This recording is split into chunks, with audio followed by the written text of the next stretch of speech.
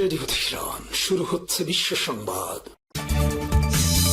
বাংলাদেশের সর্বশেষ গুরুত্বপূর্ণ আপডেট সংবাদে আপনাকে স্বাগত। শুরুতেই সংবাদ শিরোনাম, পরে বিস্তারিত।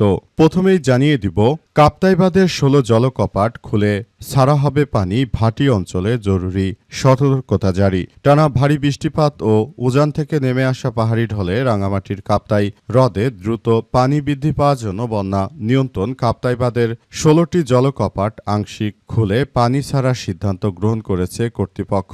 আজ দুপুরের পর যে কোনো সময় প্রতিটি জলকপাট 6 ইঞ্চি করে খুলে প্রতি সেকেন্ডে প্রায় 19,000 কিউসেক পানি ছাড়া হতে পারে এবং সর্বনিম্ন 9 কিউসেক পানি ছাড়া হতে পারে। রাতে কর্ণফুলীর পানি বিদ্যুৎ কেন্দ্রের ব্যবস্থাপনা পরিচালক হাসান মাহমুদ স্বাক্ষরিত এক সংবাদ বিজ্ঞপ্তিতেই তথ্য নিশ্চিত করা হয়েছে। তাই বর্তমান যারা কর্ণফুলী নদীতে যেসব জেলে কিংবা যারাই অবস্থান করছেন তাদেরকে সাবধানে থাকার জন্য বলা হচ্ছে। এদিকে নতুন জোটের পথে 7 ইসলামিক দল। হেফাজতে ইসলাম বাংলাদেশের উদ্যোগে কওমি ধারার 7টি ইসলামিক দল ভবিষ্যতে ঐক্যবদ্ধভাবে পথ চলার বিষয়ে নীতিগতভাবে একমত হয়েছে। অরাজনৈতিক সংগঠন হেফাজতের মধ্যস্থতায় শুরু হওয়া এই ঐক্য প্রক্রিয়া দেশের আগামী দিনের রাজনৈতিক সমীকরণে নতুন একটি শক্তিশালী রাজনৈতিক জোটে রূপ নিতে পারে। আজ চট্টগ্রামের ফটিকছড়ির জামেয়া আজিজুল উলুম বাবুনগর মাদ্রাসায় হেফাজতের আমিরের সভাপতিত্বে এক মতবিনিময় সভা অনুষ্ঠিত হয়। বেলা 2টা পর্যন্ত চলা সভায় কওমি ধারার 7টি দল অংশগ্রহণ করে। এবারে জানাবো, ব্যবসায়ীর কানে কামড়, বিএনপি নেতা সহ 11 জনের বিরুদ্ধে মামলা। নরসিংদীর পলাশে রাস্তার পাশ থেকে তুলে নিয়ে সাখাত হোসেন নামের এক বালু ব্যবসায়ীকে পিটিয়ে এবং কানে কামড় দিয়ে জখম করার অভিযোগে মহিউদ্দিন চিশতিয়া নামের এক বিএনপির নেতা সহ 11 জনের বিরুদ্ধে থানায় মামলা হয়েছে। ভুক্তভোগী পলাশ থানায় মামলার ঘটনা ঘটে। এই ঘটনায় অপহরণ ও চাঁদাবাজির মামলা দায়ের করা হয়েছে। বিএনপির নেতাকর্মীরা এমনই, তারা সারা দেশে চাঁদাবাজির জন্য এই ধরনের সন্ত্রাসী কার্যক্রম অব্যাহত রেখেছে। তাদের এসব সন্ত্রাসী কার্যক্রমে দেশের জনগণ অতিষ্ঠ হয়ে পড়েছে। এরপর জানাবো, গণভোটের 4 প্রশ্ন জাতি যদি না বোঝে 31 প্রশ্ন কিভাবে বুঝবে, বললেন জামাতের আমির। বাংলাদেশ জামাত ইসলামের আমির ডাক্তার শফিকুর রহমান জানিয়েছেন যে গণভোটে 4টি প্রশ্ন যদি দেশের জনগণ না বুঝতে পারে তাহলে বিএনপির 31 দফার 31টি প্রশ্ন জনগণ আদতে কি বুঝতে পারবে সেই প্রশ্ন তুলেছেন তিনি।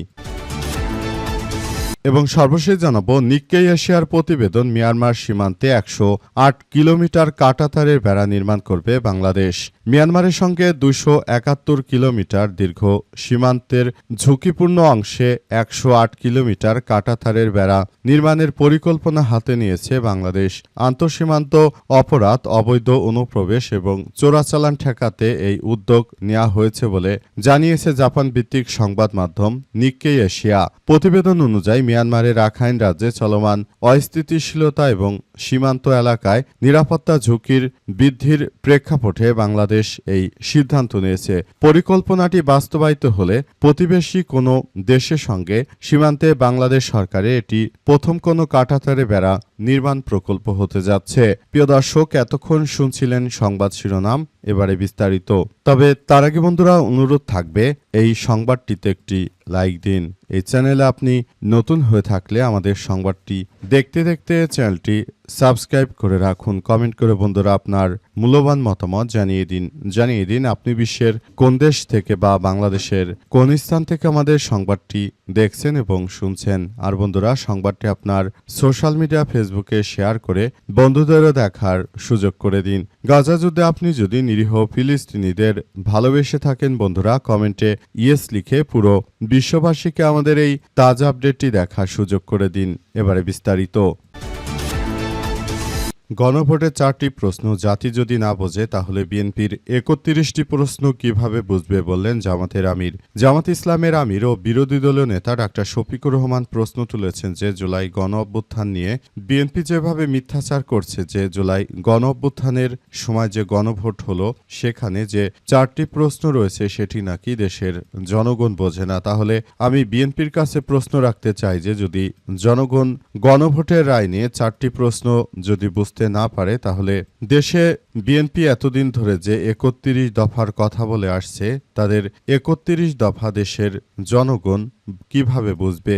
যেখানে ৪টি প্রশ্নই জনগণ নাকি বুঝে না, সেখানে ৩১টি দফা ৩১টি প্রশ্ন, এই তামাশার রাজনীতি অবশ্যই বিএনপিকে বন্ধ করতে হবে। যদি তারা প্রকৃত বাংলাদেশকে ভালোবাসে, দেশের উন্নয়ন চায়, যদি দেশটাকে সুন্দর ও সমৃদ্ধির পথে এগিয়ে নিতে চায়, তাহলে এতে বাংলাদেশের যে কোনো বিষয়গুলো আমরা সমস্যা মোকাবেলা করতে পারবো। কিন্তু বিষয়গুলো নিয়ে আরও সবাইকে যথাযথভাবে দায়িত্বশীল আচরণ করতে হবে। সবাইকে যার যার জায়গা থেকে যে কোনো পরিস্থিতি সৃষ্টি করতে পারে। তাই বিষয়গুলো নিয়ে এখনই সবাইকে আরও বেশি সতর্ক ও সজাগ থাকতে হবে বলে জানিয়েছেন জামাতের আমির। ব্যবসায়ের কানে কামড়, বিএনপি নেতা সহ ১১ জনের বিরুদ্ধে মামলা। নরসিংদীর পলাশে রাস্তা থেকে তুলে নিয়ে সাকাত হোসেন নামের এক বালু ব্যবসায়ীকে পিঠে এবং কানে কামড় দিয়ে জখম করার অভিযোগে মহিউদ্দিন চিস্টিয়া নামের বিএনপির নেতা সহ ১১ জনের বিরুদ্ধে মামলা দায়ের করেছে ভুক্তভোগী। জানা গেছে, সারা দেশে বিএনপির চাঁদাবাজি, রাহাজানি, সন্ত্রাসী কার্যক্রমে সবাই অতিষ্ঠ হয়ে পড়েছে। আর এই ধরনের ঘটনাগুলো বিএনপি প্রতিনিয়তই ঘটাচ্ছে বলে অভিযোগ করেছে তারা। সুতরাং বিএনপির এই ধরনের অনাকাঙ্ক্ষিত ঘটনাগুলোর জন্য সবাই হতচকিত হয়ে পড়েছে, কারণ তারা যেটা শুরু করেছে সেটা কোনোভাবেই গ্রহণযোগ্য নয়। তারা দেশের মধ্যে যে অরাজক পরিস্থিতির সৃষ্টি করেছে, যে অরাজক পরিস্থিতির জন্ম দিয়েছে, সেটা কেউই আসলে মেনে নিতে চায় না। সবাই যার যার জায়গা থেকে যে কোনো মূল্যে এই ধরনের পরিস্থিতিগুলোকে সামাল দেওয়ার চেষ্টা করছে। বিএনপির চাঁদাবাজি, রাহাজানি এবং সন্ত্রাসী কার্যক্রমে অতিষ্ঠ হয়ে সাধারণ জনগণ এটি নিয়ে আবারও যে কোনো সময় রাস্তায় নামতে পারে, কারণ সবারই দেয়ালে পিঠ ঠেকে যার উপক্রম হয়েছে।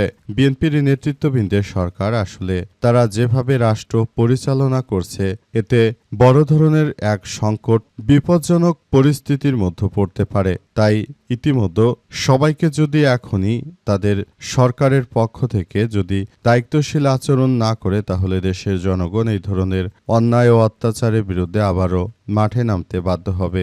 বর্তমান সময়ে বিএনপি তারা আসলে যে ধরনের কার্যক্রমগুলো চালাচ্ছে, সেটি সবার জন্য খুব ভয়াবহ এক বিপর্যয়কর পরিস্থিতির মধ্যে চলে যেতে পারে। তাই এখান থেকে সবাইকে বেরিয়ে এসে তারপর একটি সুন্দর ও সমৃদ্ধির রাষ্ট্র কাঠামো গড়ে তোলা এই মুহূর্তে সবার জন্য অনেক বড় প্রয়োজন। একটি ঝুঁকিপূর্ণ কার্যক্রমের মধ্য দিয়ে এগিয়ে যাচ্ছে রাষ্ট্র। সুতরাং এই জায়গা থেকে বেরিয়ে এসে তারপর পুরো বিষয়গুলোকে খুব সুন্দরভাবে গড়ে তুলতে হবে।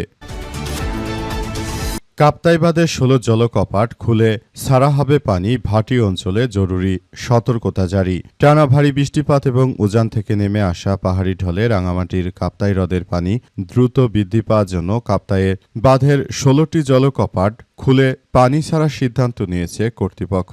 আজ ১১টার পর যে কোনো সময় প্রতিটি জলকপাট ৬ ইঞ্চি করে খুলে সেকেন্ডে প্রায় ৯,০০০ কিউসেক পানি ছাড়া হবে বলে জানিয়েছে কর্তৃপক্ষ। রাতে কর্ণফুলীর পানি বিদ্যুৎ কেন্দ্রের স্থাপনায় মাহমুদ হাসান স্বাক্ষরিত এক সংবাদ বিজ্ঞপ্তিতে এই তথ্য নিশ্চিত করা হয়েছে। বিজ্ঞপ্তিতে আরও বলা হয়েছে, বর্তমানে কাপ্তাই হ্রদের পানির উচ্চতা ১০৩.৯১ ফুট মিনি সি লেভেলের। হ্রদের সর্বোচ্চ ধারণ ক্ষমতা ১০৯ ফুট মিনি সি লেভেল। পানির উচ্চতা, উজান থেকে পানির প্রবাহ, ইনফ্লো ও বৃষ্টিপাতের পরিস্থিতি সার্বক্ষণিক পর্যবেক্ষণ করা হচ্ছে। সব পরিস্থিতির উপর নির্ভর করে সিম্পল ওয়ের গেট খোলার সময় ও পরিবর্তন করা হতে পারে। ইনফ্লো বেড়ে গেলে পর্যায়ক্রমে আবারও বেশি জলকপাট খুলে পানি ছাড়া হবে। এদিকে বিদ্যুৎ উৎপাদনের জন্য বর্তমানে ৫টি ইউনিটের মাধ্যমে প্রতিদিন প্রায় ৩২,০০০ কিউসেক পানি নিষ্কাশন করা হচ্ছে। বর্তমানে কেন্দ্রটিতে ২২২ মেগাওয়াট বিদ্যুৎ উৎপাদিত হচ্ছে। পানি ছাড়ার সময় কর্ণফুলী নদীর তীরবর্তী নিচু ও ঝুঁকিপূর্ণ এলাকার বাসিন্দা এবং নৌযান চালকদের, জেলে এবং সংশ্লিষ্ট সবাইকে প্রয়োজনীয় সতর্কতা অবলম্বন করার জন্য বলা হচ্ছে। এ অবস্থায় সবাইকে সাবধানে থাকার জন্য বলা হচ্ছে। কাপ্তাই ওই কেন্দ্র থেকে যেন যথাযথভাবে বিদ্যুৎ উৎপাদন করা যায়, সেজন্য কাজ করছে কর্তৃপক্ষ। নতুন জোটের পথে ৭ ইসলামিক দল। হেফাজত ইসলাম বাংলাদেশের উদ্যোগে কওমি ধারার ৭টি ইসলামী দল ভবিষ্যতে ঐক্যবদ্ধভাবে পথ চলা নিয়ে নীতিগতভাবে একমত হয়েছে। অরাজনৈতিক সংগঠন হেফাজতের মধ্যস্থতায় শুরু হওয়া এই ঐক্য প্রক্রিয়া দেশের আগামী দিনে রাজনৈতিক সমীকরণের নতুন একটি শক্তিশালী রাজনৈতিক জোটে রূপ নিতে পারে। আজ চট্টগ্রামের ফটিকছড়ি জামেয়া আজিজুল উলুম বাবুনগর মাদ্রাসায় হেফাজতের আমিরের সভাপতিত্বে এক মতবিনিময় সভা অনুষ্ঠিত হয়। সকাল ১০টা থেকে বেলা ২টা পর্যন্ত চলা সভায় কওমি ধারার ৭টি দল অংশ নেয়। সভায় জমিয়তে উলামায়ে ইসলাম বাংলাদেশ, খেলাফতে মজলিস, বাংলাদেশ খেলাফতে মজলিস, বাংলাদেশ নেজামী ইসলাম পার্টি, ইসলামী ঐক্যজোট, বাংলাদেশ খেলাফতে আন্দোলন এবং ইসলামী আন্দোলন বাংলাদেশের ৩ জন করে প্রতিনিধিরা অংশগ্রহণ করে। এছাড়াও হেফাজতের অন্তত ২০ জন কেন্দ্রীয় নেতা উপস্থিত ছিলেন। সভা শেষে সংক্ষিপ্ত ব্রিফিংয়ে হেফাজতের মহাসচিব আল্লামা সাজিদুর রহমান বলেছেন যে ৭টি দল ঐক্যবদ্ধভাবে পথ চলার বিষয়ে ঐক্যমতে পৌঁছেছে। অল্প দিনের মধ্যেই সেই ঐক্যের প্রক্রিয়া নির্ধারণ করা হবে এবং আমরা সবাই একসঙ্গে চলতে পারব বলে এমন কথা নিশ্চিত করা হয়েছে। সেখানে আরও বলা হয়েছে যে বিষয়গুলো নিয়ে আমরা সবাই খুব বেশি সতর্ক অবস্থানে রয়েছি, যাতে করে আগামীতে ইসলামী ঘরানার যেসব রাজনৈতিক দলগুলো রয়েছে তারা সবাই একত্রে একটি যৌথভাবে সরকার কাঠামো তারা পরিচালিত করতে পারে, এমন কথাই উল্লেখ করা হয়েছে।